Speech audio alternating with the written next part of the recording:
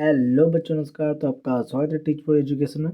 तो आज बच्चों हम पढ़ने वाले हैं क्लास 12 के इकोनॉमिक्स के लास्ट 4 ईयर बोर्ड में आए हुए एमसीक्यू क्वेश्चन। ठीक है। और ये वीडियो आपके लिए बहुत हेल्पफुल रहने वाली है। ठीक है, तो वीडियो को एंड तक जरूर देखना। और इस वीडियो के बाद मैं लॉन्ग क्वेश्चन की वीडियो भी अपलोड करूँगा, तो वीडियो को एंड तक जरूर देखना आप लोग। ठीक है, तो चलिए शुरू करते हैं। आपका पहले क्वेश्चन की ओर बढ़ते हैं। तो आपका पहला क्वेश्चन दिया है कि भुगतान संतुलन को चालू खाते लेन देन के संदर्भ में निम्नलिखित में से असत्य कथन की पहचान करनी है। भाई जो सत्य नहीं है वो बताना है। भाई पहला है कि भाई वस्तुओं और सेवाओं के निर्यात को क्रेडिट मदों के रूप में दर्ज किया जाता है। भाई बिल्कुल सही है ये वाला। ठीक है, हमें तो बताना है गलत वाला। ठीक है, वस्तु और सेवाओं के आयात को डेबिट मदों के रूप में भी दर्ज किया जाता है, ये भी ठीक है। भाई सभी हस्तांतरण भुगतान डेबिट मदों के रूप में दर्ज किए जाते हैं, तो भाई ये भी ठीक है। और सभी हस्तांतरण प्राप्तियों डेबिट डेबिट मदों के रूप में दर्ज की जाती है, नहीं। जो हस्तांतरित प्राप्तियां हैं उन्हें डेबिट में नहीं लिखा जाता है, तो डी वाला आपका गलत हो जाएगा। ठीक है, आगे बढ़ते हैं। क्वेश्चन नंबर सेकंड है कि कॉलम ए और कॉलम दो में दी गई मदों को सही युग्म को चयन कीजिए।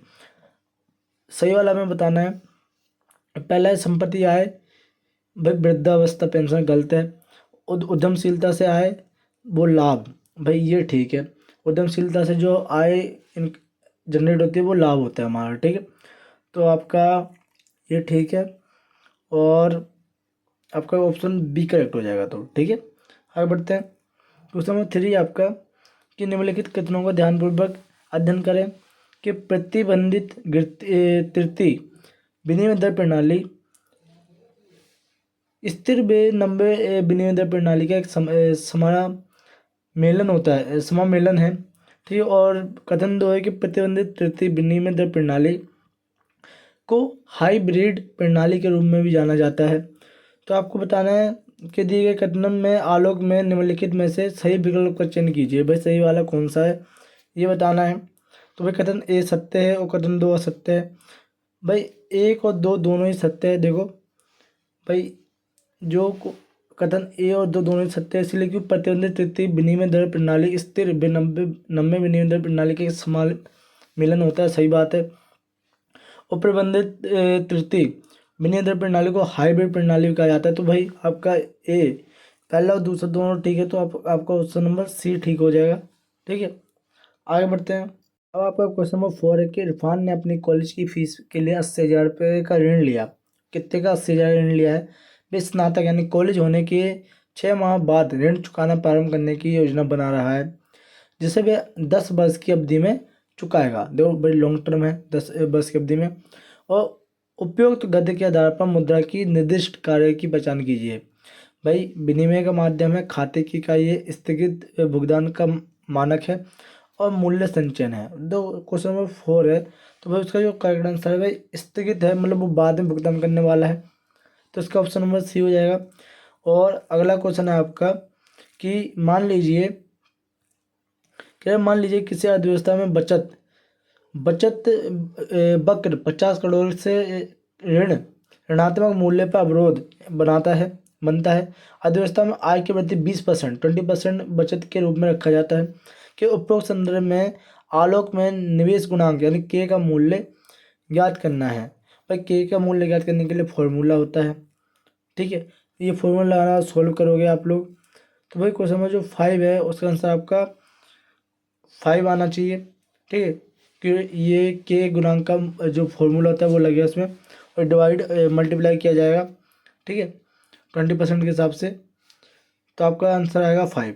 ठीक है, आगे बढ़ते हैं। क्वेश्चन नंबर 6 है आपका कि निम्नलिखित कथन इन अभिकथन ए और कारण आर के अध्ययन करें और नीचे दिए गए विकल्प में सही विकल्प का चयन करें। भाई अभिकथन ए यानी सार्वजनिक वस्तुएं वे वस्तुएं हैं जिनका उपभोग जनता द्वारा सामूहिक रूप से किया जाता है। भाई बिल्कुल है, ये अभिकथन ए तो करेक्ट है। और सार्वजनिक वस्तुएं बहिष्कृत एवं प्रतिद्वंदात्मक प्रकृति की होती हैं। भाई ए और आर दोनों ही सत्य है, लेकिन आर वाला एक ही सही। ए रुको एक मिनट, आर वाला सत्य नहीं है। सार्वजनिक वस्तु बहिष्कृत एवं प्रतिद्वंदात्मक प्रकृति की होती नहीं भाई। जो सामूहिक वस्तुएं होती हैं, सार्वजनिक वस्तुएं होती हैं, उससे कंपटीशन नहीं होता है, ठीक है, बहिष्कृत नहीं होती है। तो भाई ए ठीक है, लेकिन आर गलत है। तो आपका ऑप्शन कौन सा, सी वाला करेक्ट हो जाएगा। ठीक है, आगे बढ़ते हैं। क्वेश्चन नंबर 7 आपका, मान लीजिए कि औसत उपभोग प्रवृत्ति यानी एपीसी का मूल्य 0.8 है और राष्ट्रीय आय में 4,000 करोड़ है, तो बचत मूल्य 10 करोड़ हो जाएगा। अब भाई इसमें क्या करना है आपको, जो आपका आंसर है, 1 मिनट, इसमें आपको 0.8 यानी कि 1 माइनस 0.8 करोगे तो यहाँ पर 0.2 आएगा। ठीक है, और इसको मल्टीप्लाई कर देना है 4,000 से। ठीक है, जब 4,000 से आप मल्टीप्लाई या फिर डायरेक्ट आप 0.8 को डिवाइड कर दो 4,000 से, तो आपका आंसर आ जाएगा। तो आपका आंसर कितना आना चाहिए, जो क्वेश्चन नंबर 7 है, आपका आंसर आएगा 800 आएगा। ठीक है, इसको डिवाइड करने के बाद, मल्टीप्लाई करने के बाद, सॉरी। ठीक है, 0.2 को आपको मल्टीप्लाई करोगे जब आपका फॉर्मूला क्या होता है, 1 मिनट, कि 0 APC MPC minus 1 minus MPC equal to APC होता है। तो इसी तरह APC इक्वल टू क्या हो जाएगा, 1 माइनस MPC। ठीक है, तो आपका करेक्ट आंसर 800 होगा, क्योंकि 0.2 को 2 बचेगा, 1 से जब माइनस करेंगे 0.8 को तो 0.2 आएगा, उसका मल्टीप्लाई 4,000 से करेंगे तो आपका 800 आ जाएगा। ठीक है, आगे बढ़ते हैं। क्वेश्चन नंबर 8 आपका, वाणिज्य बैंकों के संदर्भ में निम्नलिखित में से कौन से कथन सत्य है, तो सत्य वाला बताना करेक्ट कौन सा है। क्वेश्चन नंबर 8 का, बैंकों के लिए जमाएं देनदारियां होती है, बिल्कुल सही है भाई, ये तो ठीक है। और आगे देखते हैं, वे अर्थव्यवस्था में साख सृजक होते हैं, तो भाई ये भी करेक्ट है, साख का सृजन करते हैं। वे आम जनता की जमा स्वीकार करते हैं, ये भी ठीक है, आम जनता की जमा स्वीकार करते हैं। वे भारतीय रिजर्व बैंक की ओर से जमा स्वीकार करते हैं, नहीं भाई, भारतीय रिजर्व बैंक तो बल्कि देता है, वो लेता थोड़ी है। तो आपका ऑप्शन ए पहला, दूसरा, तीसरा ठीक है, तो ए वाला करेक्ट हो जाएगा आपका। आगे बढ़ते हैं। यदि कोई राष्ट्र 6 करोड़ का माल निर्यात करता है और 450 करोड़ का माल आयात करता है, तो भाई राष्ट्र के व्यापार में संतुलन का मूल्य 1.5 करोड़ और 1.5 करोड़ होगा। पर 600 करोड़ का उसने माल निर्यात किया है और 450 करोड़ का उसने आयात किया है।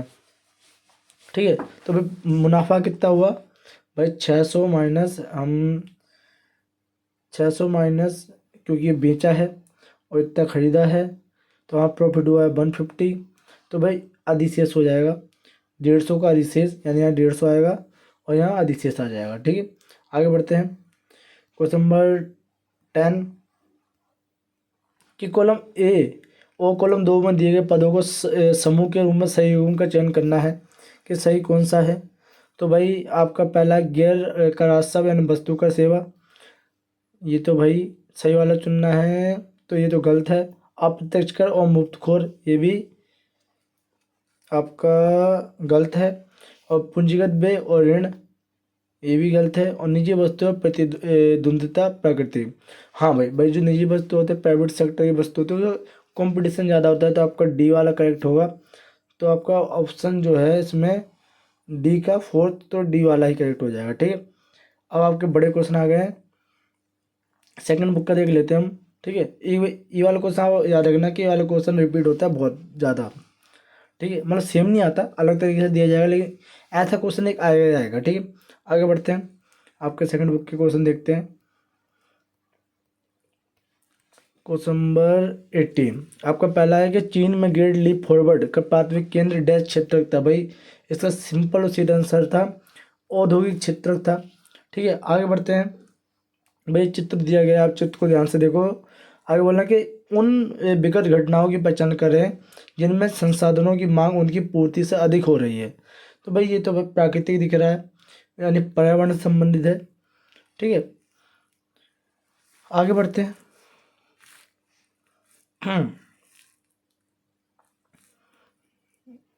1 मिनट, पर्यावरण से संबंधित है ये आर्थिक विकास, पर्यावरणीय संकट, पर्यावरण संकट तो उत्पन्न कर ही रहा है।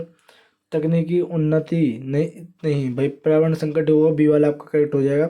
ठीक है, आगे बढ़ते हैं। क्वेश्चन नंबर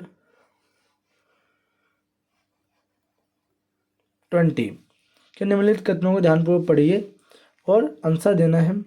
ठीक है, कार्यरत व्यक्ति नियमित वेतनभोगी कर्मचारी या आकस्मिक कर्मचारी हो सकते हैं।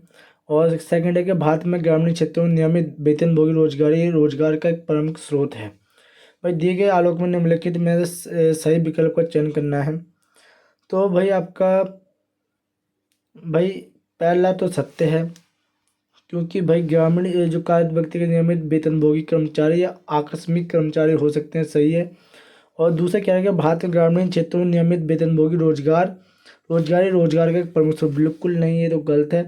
भाई आपका पहला ठीक है, लेकिन दूसरा गलत है। तो भाई कथन ए सत्य है और सेकंड असत्य, तो ए हो जाएगा। ठीक है, आगे बढ़ते हैं।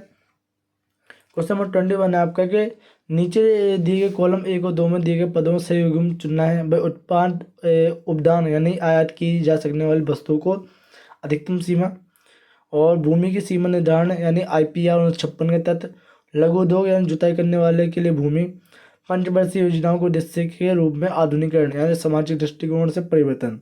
तो भाई 21 साल का सही क्या है ये बताना है आपको। तो इसका भाई जो सही ऑप्शन है वो आपका एंड वाला है। जो भी पंचवर्षीय योजनाएं लाए थे वो सामाजिक दृष्टिकोण में परिवर्तन भी था, तो आपका डी वाला हो जाएगा। ठीक है, आगे बढ़ते हैं। क्वेश्चन नंबर 22 है कि ये एक अल्पकालिक बेरोजगारी है।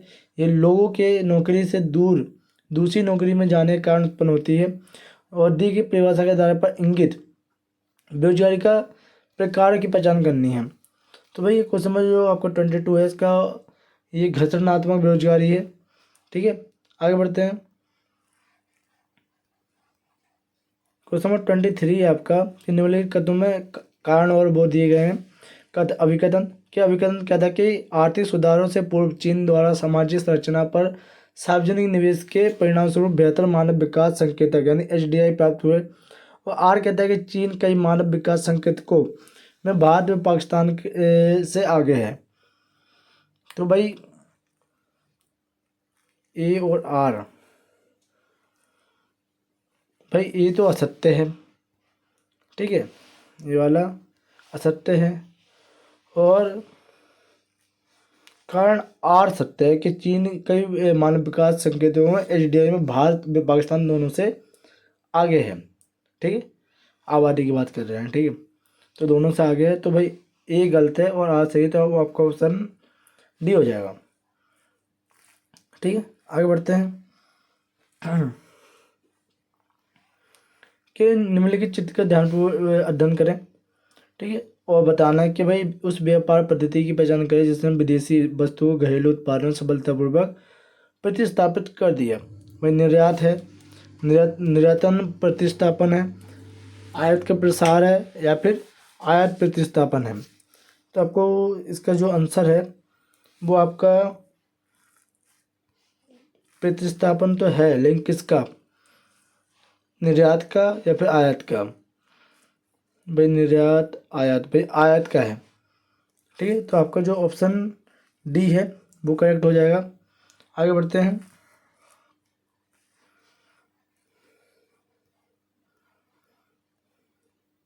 क्वेश्चन नंबर 25 है आपका कि भाई कॉलम 1 में दिए गए निम्नलिखित पदों को कॉलम 2 में दिए गए अर्थों का मिलान करना है।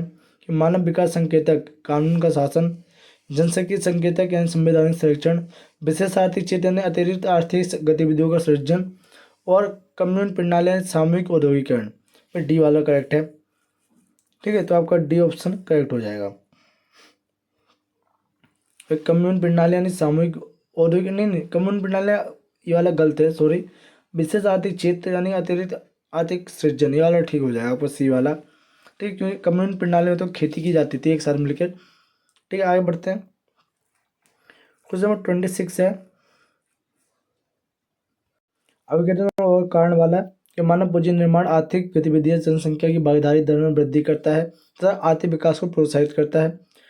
और कारण आ दे रहा है कि भागीदारी दर किसी राष्ट्र के उत्पादन प्रक्रिया में संलग्न व्यक्तियों के प्रतिशत को संदर्भित करती है। तो आपको बताना है कि कौन सा वाला सत्य है, असत्य है, दोनों सत्य हैं असत्य हैं, ये बताना है। ठीक है, तो भाई ए और आर दोनों ही सत्य है। कैसे कि मानव पूंजी निर्माण आर्थिक गतिविधियों और जनसंख्या की भागीदारी दर में वृद्धि करता है, बिल्कुल सही है, और आर्थिक विकास में प्रोत्साहित भी करता है। और आर कह रहा है कि भागीदारी दर किसी राष्ट्र की उत्पादन प्रक्रिया में संलग्न व्यक्तियों की प्रतिशत को संदर्भित करती है। तो भाई ए और आर दोनों ही सत्य हैं, लेकिन जो आर वाला वो एक ही सही व्याख्या नहीं कर पा रहा है। तो भाई आपका जो करेक्ट होना चाहिए बी वाला, कि ए और आर दोनों सत्य, लेकिन आर अभिकरण एक ही सही व्याख्या नहीं करता है। आगे बढ़ते हैं। क्वेश्चन नंबर 27 है कि भाई निम्नलिखित में से किस क्षेत्रीय वैश्विक आर्थिक समूह का सदस्य नहीं है। भाई जो इसका आर्थिक सदस्य नहीं है वो G7 है। ठीक है, जो आपका ऑप्शन है वो हो जाएगा G7।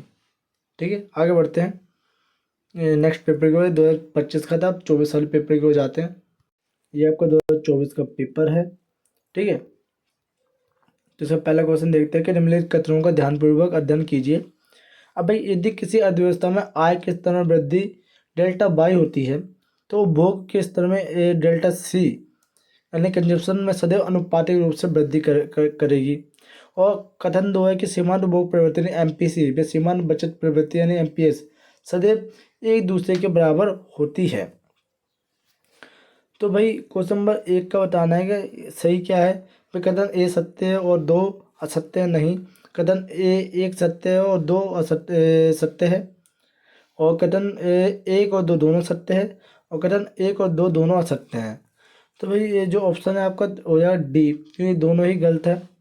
ठीक है, क्यों भाई डेल्टा वाई और डेल्टा सी भाई अनुपातिक रूप से वृद्धि करते नहीं, और एमपीसी और एमपीएस सदैव बराबर नहीं होते हैं, एक दूसरे पूरक होते हैं, ना कि बराबर होते हैं। ठीक है, MPC plus MPS equal to 1 बोला जाता है, लेकिन ये कभी भी इक्वल नहीं होते हैं। तो आपका डी वाला करेक्ट हो जाएगा। ठीक है, आगे बढ़ते हैं। निम्नलिखित में से सही समीकरण की पहचान कीजिए। भाई सही बताना है, फॉर्मूला है आपका जो जो इसका भाई मैं डायरेक्टली सही बता देता हूँ। भाई इसका जो ये है GNP यानी एमपीएन मार्केट प्राइस पर दे रखा है, जीडीपी एमपी प्लस विदेशों प्राप्त कारक है, तो ये ठीक है। ठीक है, NFI ये जोड़ा जाता है तब जाके ग्रोस डोमेस्टिक प्रोडक्ट से ग्रोस नेशनल प्रोडक्ट की ओर बढ़ता है। ठीक है, वो मार्केट प्राइस पे है दोनों। पहला गलत है, ठीक है, इसमें मूल्यह्रास आ गया क्योंकि। दूसरा गलत है क्योंकि यहाँ पर NIT आ गया है। ठीक है, NDP से NNP पे जाने के लिए NIT नहीं जुड़ती है, और इसमें भाई NNP 8FC से MP पे आने के लिए मूल्यह्रास नहीं जोड़ा जाता है। ठीक है, तो आपका जो करेक्ट है वो सी वाला हो जाएगा। आगे बढ़ते हैं क्वेश्चन नंबर 3 की ओर। जो क्वेश्चन नंबर 3 के निम्नलिखित कदमों पढ़िए। वही कारण अभिकथन वाला है कि पूर्ण रोजगार की स्थिति से तात्पर्य अनैच्छिक बेरोजगारी की अनुपस्थिति से, और पूर्ण रोजगार की स्थिति में अभी सभी इच्छुक व सक्षम व्यक्तियों को प्रचलित मजदूरी दर पर रोजगार प्राप्त होता है। देखो आर तो सही है, ठीक है, और ए भी ठीक है, तो आपका विकेतन ए और आर दोनों ठीक है, और बी आर वाला ए की सही व्याख्या भी कर रहा है, तो आपका ऑप्शन ए करेक्ट हो जाएगा। आगे बढ़ते हैं, क्वेश्चन नंबर 4 है कि दिनांक 9 जून 2023 में नेशनल स्टॉक एक्सचेंज यानी NSE के आंकड़ों के अनुसार एक माह की अवधि यानी 9 मई 2023 में 9 जून 2023 के विदेशी संस्थागत निवेशकों यानी FII द्वारा 309 करोड़ की शुद्ध बिक्री की गई है।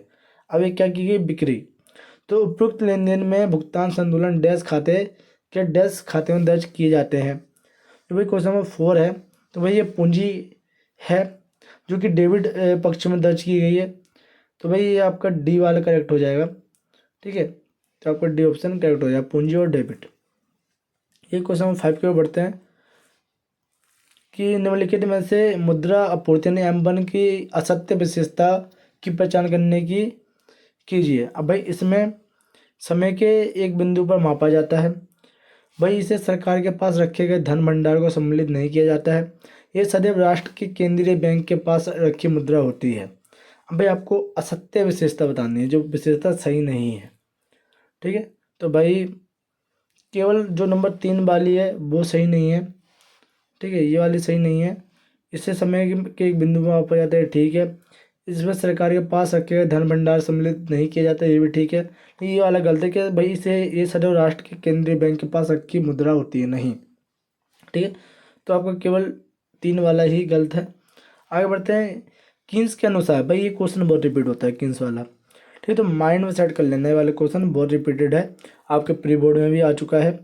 ठीक है, तो ये किन्स के अनुसार घरेलू क्षेत्र द्वारा किया गया कुल उपभोग व्यय यानी डैश बे डैश का संयोजन। अब सही रिक्त स्थान बनना है, जो क्वेश्चन नंबर 6 है आपका। तो उसके बाद मैं डायरेक्ट बता रहा हूँ भाई, इसमें जो आता है स्वायत्त उपभोग और प्रेरित उपभोग जोड़ा जाता है। ठीक है, तो एक क्वेश्चन रिपीटेड है, रिपीटेड क्वेश्चन है, तो इसको तो भाई जरूर याद कर लेना। ठीक है, आगे बढ़ते हैं। क्वेश्चन नंबर 7 आपका ये है, भाई ये क्वेश्चन भी बहुत पूछा जाता है, बहुत मतलब कई बार पूछा गया है रिपीट में। भाई ये कैलकुलेट करने वाला क्वेश्चन है। ठीक है, अब भाई ये 80% दे, इसका 20% निकालेंगे हम। ठीक है भाई, 5,000 का 80% 4,000 है, तो भाई 20% कितना हो जाएगा भाई 1,000। तो यहाँ पर आएगा आपका 1,000। ठीक है, और फिर नेक्स्ट वाले में भाई 4,000, 4,000 का 80% कितना हो जाएगा 4 8 जा 32 या 3200। ठीक है, और बचेगा कितना 800। ठीक है, अब यहाँ पर जो आपका है 32 इधर आ जाएगा, 32 आ जाएगा। अब 32 का 80% निकालना है, तो कितना होना चाहिए 3200 का भाई, जो आपका 3200 का अगर हम 20% निकालते हैं, 20% निकालना है, तो आपका जो है भाई 2500 होना चाहिए। ठीक है, तो आप यहाँ ऑप्शन में थोड़ी गलती दिख रही है मुझे। ठीक है, यहाँ पर 0 एक्स्ट्रा लगे हुए हैं, 2500 होना चाहिए, 25,000 का रखा है। ठीक है, और एंड का होना चाहिए 2000। तो भाई आपका ऑप्शन जो ये है सी वाला होना चाहिए, 1000, 3200 और 2500 और 2000, जो कि यहाँ पर गलत हो रखा है। ठीक है, आगे बढ़ते हैं। क्वेश्चन नंबर 8 है कि भुगतान संतुलन है बीओपी में अधिशेष का तात्पर्य डैश की अधिकता से है। वह किसकी अधिकता से है? वह स्वायत्त प्राप्तियों और स्वायत्त भुगतान और स्वायत्त प्राप्तियों पर चालू खाता का भुगतान, और सी है पूंजी खाता भुगतान पर पूंजी खाता प्राप्तियाँ, और डी है स्वायत्त उपभोग भुगतान पर स्वायत्त प्राप्तियाँ। तो भाई क्वेश्चन नंबर 8 है भाई, जो आपका सही ऑप्शन है वो ये स्वायत्त भुगतान पर स्वायत्त प्राप्तियाँ होना। ठीक, आगे बढ़ते हैं। क्वेश्चन नंबर 9 है भाई, कैलकुलेशन वाला के गुणांक वाला एक क्वेश्चन दिया हुआ है, के की वैल्यू निकालनी है। भाई अर्थव्यवस्था में के लिए मान ज्ञात कीजिए। सी दे रखा है भाई 100/0.75 बाई, यानी ये एमपीसी होता है जो बाई ये 0.75 दे रखा है, और आई 400 दिया है, स्वायत्त उपभोग दिया है। क्या निवेश गुणांक का के का मान ज्ञात करना है। तो भाई क्वेश्चन नंबर 9 है भाई, के का गुणांक ज्ञात करेंगे तो भाई इसका जो डायरेक्ट आंसर 4 आएगा, आपको कैलकुलेट करना पड़ेगा, के का फॉर्मूला लगाना पड़ेगा। ठीक है भाई, के का एक क्वेश्चन आ जाएगा, तो ये भी रिपीटेड है, तो इसको भी रिपीटेड में ऐड कर दो। ठीक है, आगे बढ़ते हैं। क्वेश्चन नंबर 10 आपका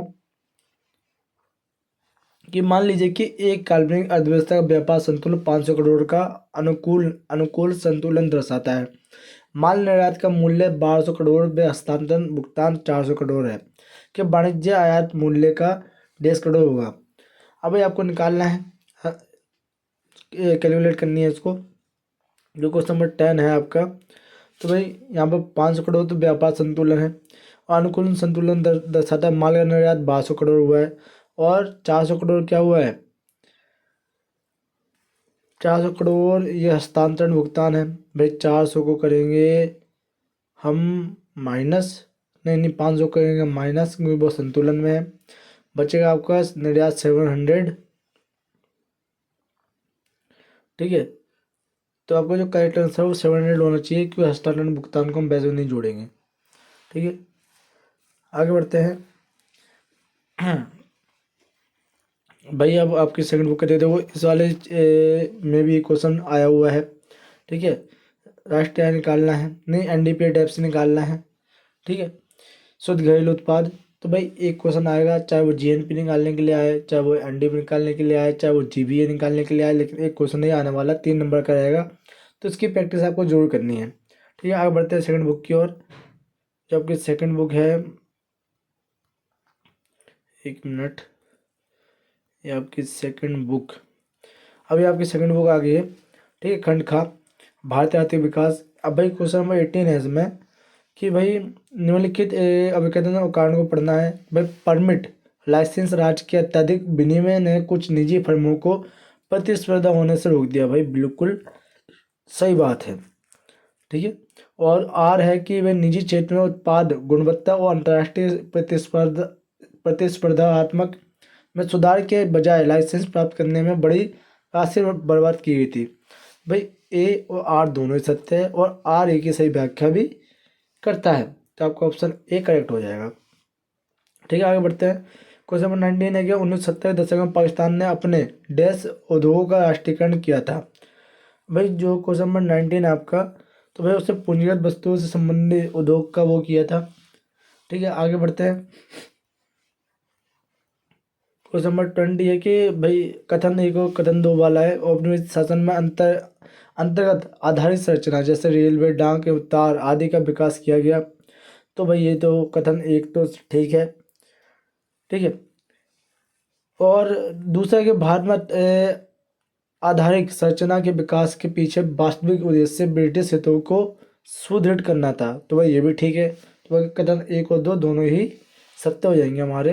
तो आपका सत्य वाला सी वाला करेक्ट हो जाएगा। ठीक है, आगे बढ़ते हैं।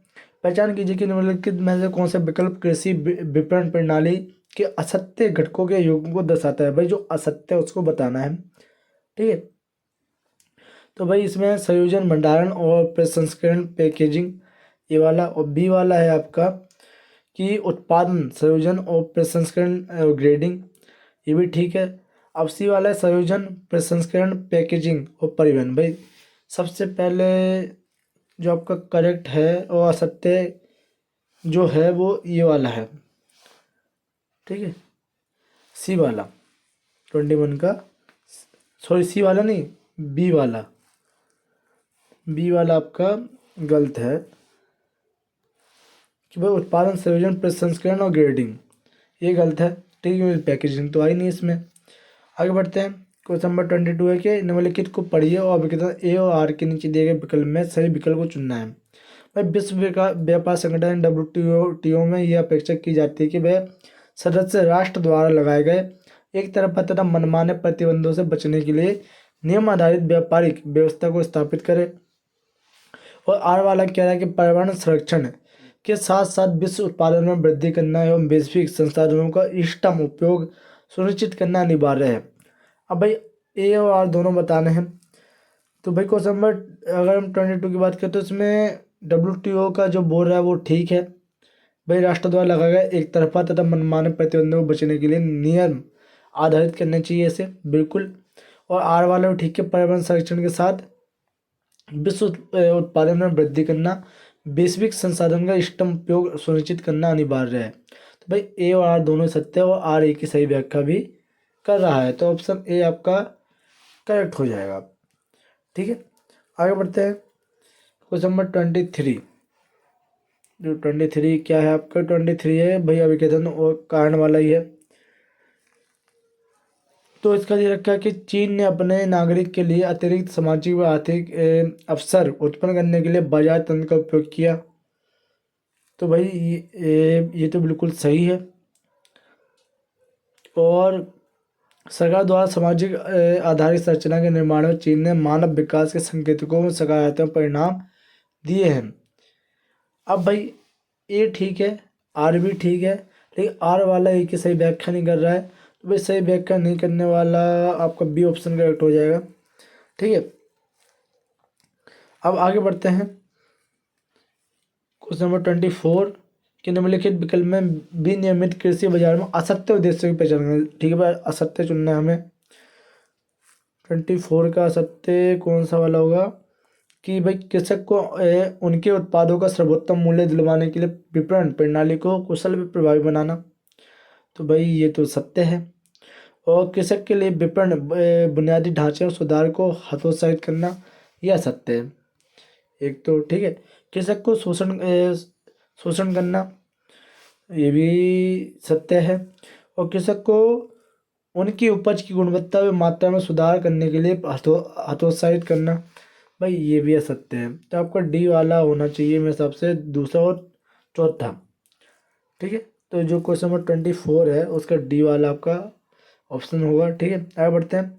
भारत और पाकिस्तान में क्रिसमस डैश और डैश वर्षों में आर्थिक सुधार लागू किए गए थे। भाई जो आर्थिक सुधार लागू किए गए थे वो 1981 और 1991 के बीच हुए थे। ठीक है, राजीव गांधी और 1991 में नई आर्थिक नीति के जरिए।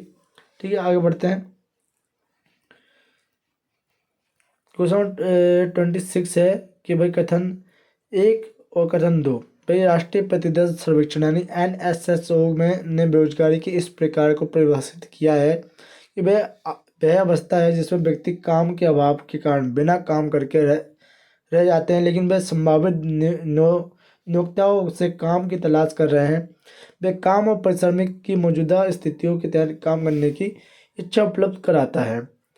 तो ये तो भाई आपका कथन 1 है। तो आपका कथन 1 तो सत्य है। और कथन 2 है कि भारत जैसे अत्यधिक आबादी वाले राष्ट्र में प्रचंड बेरोजगारी आमतौर पर बड़ी समस्या है। तो भाई कथन 2 भी सत्य है। तो भाई कथन 1 और 2 दोनों ही सत्य हैं। तो आपका ऑप्शन सी हो जाएगा। ठीक है, आगे बढ़ते हैं। क्वेश्चन नंबर 27 है आपका कि पहचान कीजिए कि निम्नलिखित में कौन सा G20 सदस्य राष्ट्र नहीं है। तो भाई G20 के जो सदस्य राष्ट्र है वो तो भाई बांग्लादेश नहीं है, साफ साफ। ठीक है, आगे बढ़ते हैं। क्वेश्चन नंबर तो आपके ख़त्म हो गए हैं। ठीक है, अब बढ़ते हैं 2023 के पेपर की ओर। तो आपको ये आपका 2023 का बोर्ड का पेपर है। ठीक है, सेट 1 है। आगे बढ़ते हैं, सब पहला क्वेश्चन देखते हैं। अब पहला क्वेश्चन देखें कथन 1 और 2। तो भाई इसमें दिया है कि प्राथमिक जमा आम जनता द्वारा वाणिज्य बैंकों के पास नकद जमा होते हैं। तो भाई ठीक बात है, वाणिज्य बैंकों द्वारा आम जनता को प्रदान किए गए ऋण के कारण उत्पन्न जमा को द्वितीयक जमा कहा जाता है। तो भाई ये भी ठीक है। भाई ए और आर दोनों ही ठीक है, तो आपका ऑप्शन सी हो जाएगा, सी वाला सी। ठीक, आगे बढ़ते हैं।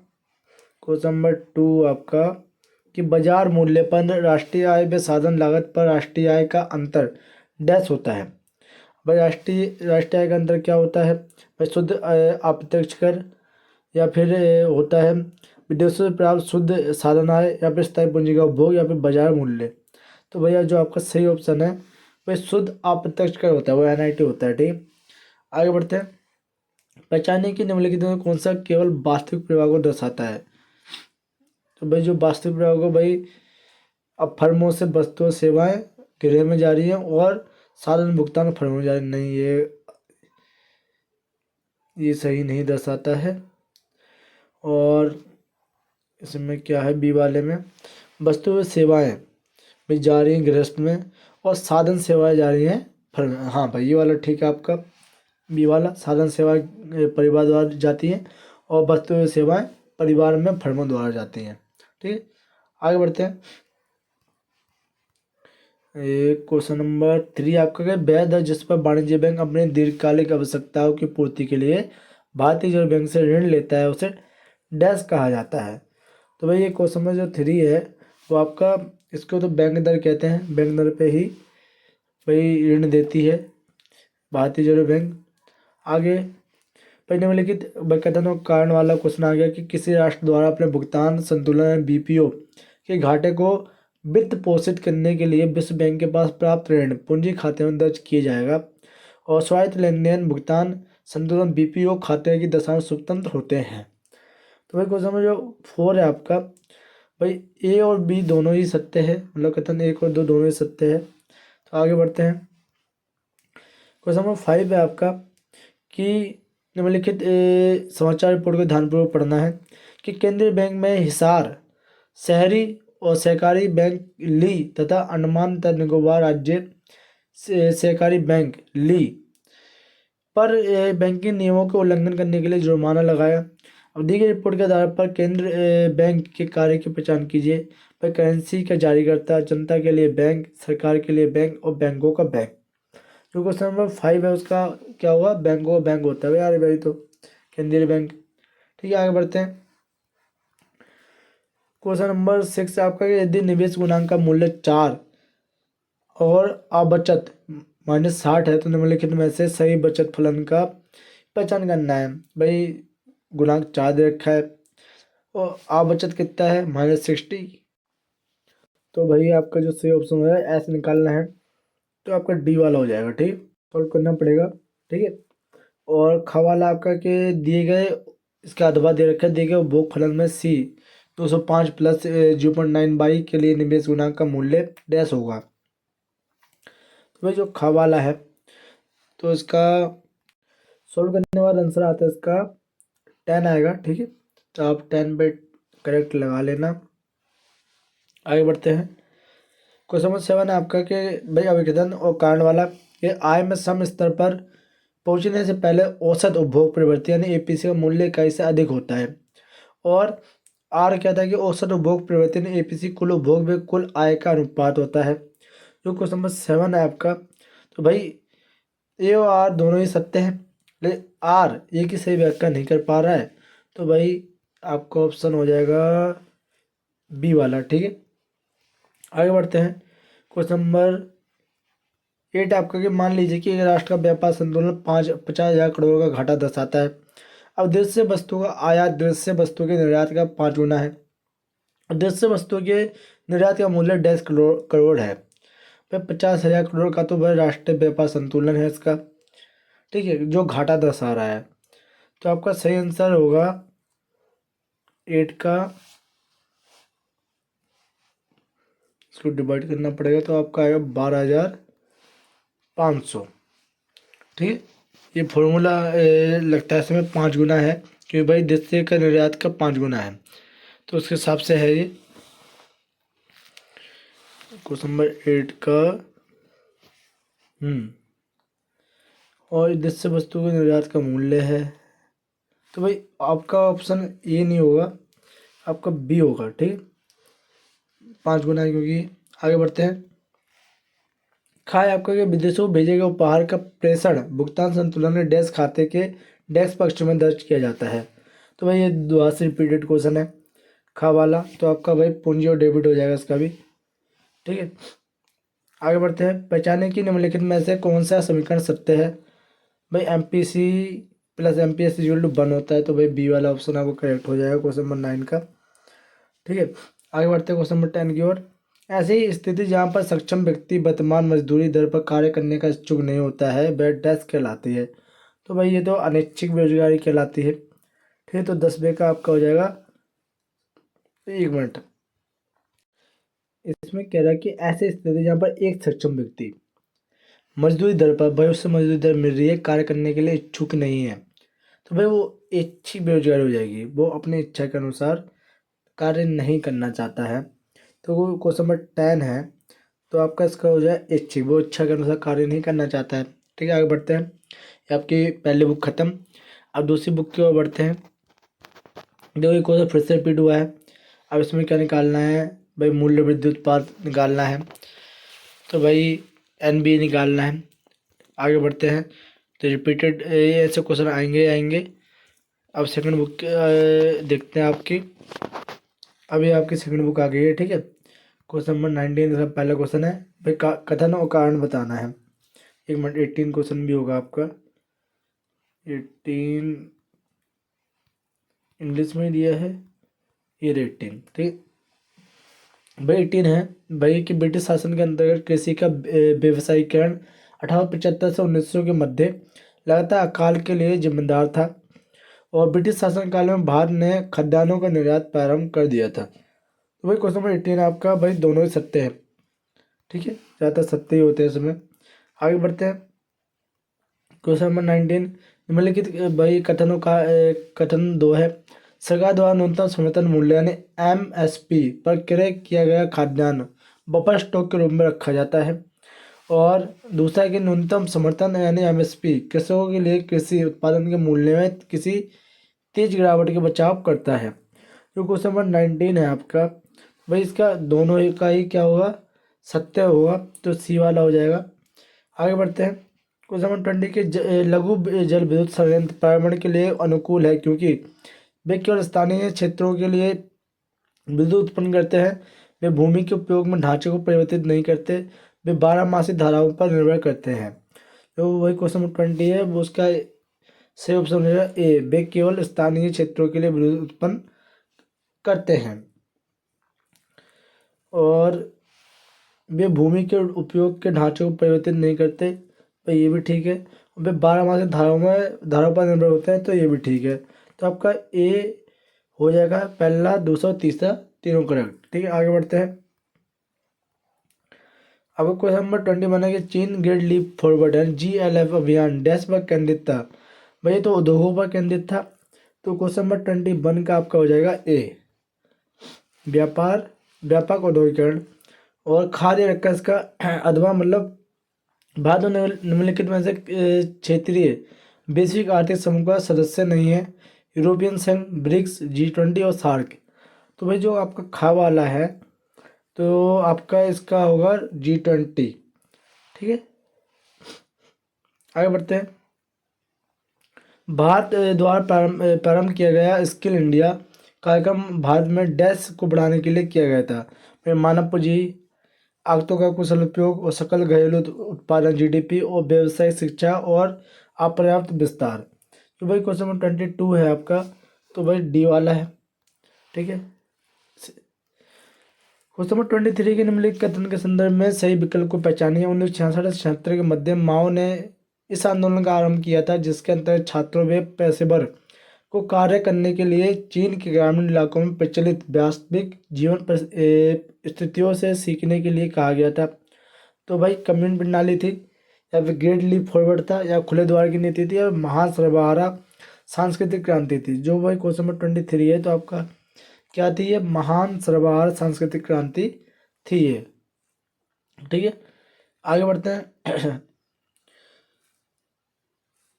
तो खुले द्वार की नीति तो अपनाई थी, 1976 में अपनाई थी, बट ये महान सर्वहारा सांस्कृतिक क्रांति मानी गई है। ठीक है, आगे बढ़ते हैं। क्वेश्चन नंबर 24 है आपका, निम्नलिखित वही कथनों कारक वाला है कि भारत व पाकिस्तान दोनों में सेवा क्षेत्र विकास का एक प्रमुख स्रोत के रूप में उभरा। भारत के पड़ोसी देशों में चीन की जीवन प्रत्याशा दर सर्वाधिक है।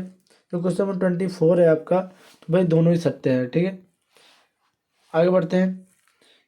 क्वेश्चन नंबर 25 है, वे श्रमिक जो अपने नियोक्ताओं को स्थायी पे रोल पर नियुक्त होते हैं डैश श्रमिक के रूप में जाने जाते हैं। भाई श्रम नियोजित, आकस्मिक, नियमित या भाड़े के मजदूर। जो क्वेश्चन नंबर 25 है, तो आपका हो जाएगा नियमित मजदूर होते हैं ये। ठीक है, इसी का खाद्य रखा है कि रोजगार विहीन समृद्धि बेरोजगारी की उत्पन्न करती है क्योंकि डैश। अब भाई किस लिए होता है कि श्रमिक पलायन करने से मना करते हैं और श्रमिक सेवाएं बहुत महंगी होती हैं, और आपका है कि विकास दर कम होती है और विकास प्रौद्योगिकी के कारण होता है। भाई विकास के प्रौद्योगिकी के कारण होता है ये, तो डी वाला हो जाएगा आपका करेक्ट। क्वेश्चन 26 है, किसी एक विशेष फसल के बजाय विविध प्रकार की फसलें के उत्पादन को डैश कहा जाता है। भाई क्या कहा जाता है, तो भाई फसलों का विविधीकरण। हाँ भाई यही कहा जाता है, विविधीकरण ही कहा जाता है, तो भाई यही करेक्ट हो जाएगा। किसी का उत्पादन का विविधीकरण नहीं होता, नहीं, और क्षेत्र के विविधीकरण नहीं, रोजगार का विविधीकरण ये भी नहीं, भाई फसलों का विविधीकरण होता है। ठीक है, क्वेश्चन नंबर 27 की ओर बढ़ते हैं। क्वेश्चन नंबर 27 आपका वही कथन कि भारत में अपनी प्रथम पंचवर्षीय योजना की घोषणा 1951 में की थी। तो भाई इसका ये सत्य है, और भारत के और पाकिस्तान व चीन के आर्थिक नियोजन को अपनी मुख्य विकसित रणनीति के तौर पर अपनाया। तो भाई ये भी ठीक है, तो भाई पहला और दूसरा दोनों ही सत्य है, तो सी वाला करेक्ट हो जाएगा आपका। आगे आपका क्वेश्चन आ गया है। ठीक है, तो ये आपके MCQ क्वेश्चन थे। जल्दी मैं आपके लिए एक लॉन्ग वीडियो लाऊंगा जो कि मोस्ट रिपीटेड क्वेश्चन पर होगी। ठीक है, और संभावित क्वेश्चन भी होंगे उसमें, तो आप चैनल को लिए सब्सक्राइब वीडियो कीजिए लाइक, ताकि आपको और भी ऐसी वीडियो मिल सके। तो थैंक यू, मिलते हैं नेक्स्ट वीडियो में।